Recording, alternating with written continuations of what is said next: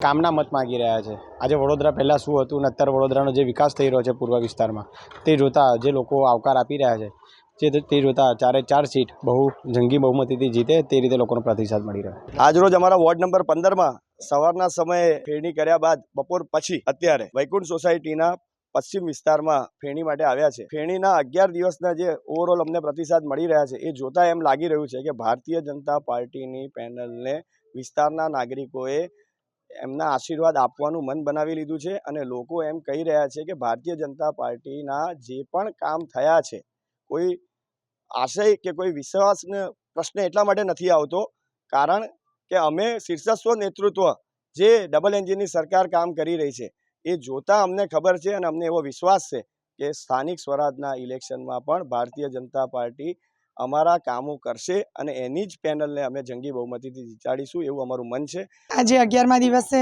અમારી વૈકુંઠ પશ્ચિમથી ફેરીની શરૂઆત કરી છે। ખૂબ સારી માત્રામાં પ્રતિસાદ મળી રહ્યો છે। જનતાને પણ વિશ્વાસ છે જે ભારતીય જનતા પાર્ટીના કામો થયા છે એના ઉપર પ્રજા પણ અત્યારે ખુશ છે અને એ લોકોએ પણ એક અમને આત્મવિશ્વાસ સાથે કીધું છે કે અમે પણ તમારા લોકોની સાથે જ છે, અમે પણ ભારતીય જનતા પાર્ટીની સાથે જ છે। અમે દરેક ડોર ટુ ડોર સુધી જવા માટેનો પ્રયત્ન કરી રહ્યા છીએ અને અત્યારે તમે જોઈ રહ્યા છો કે વૈકુંઠ ટાઉનશીપમાં અમારી સાથે અહીંના વિસ્તારના નાગરિકો અમારી સાથે છે અને એટલો ઉત્સાહ છે કે એ લોકો અમને એવું કહે છે કે તમારી જીત નિશ્ચિત છે।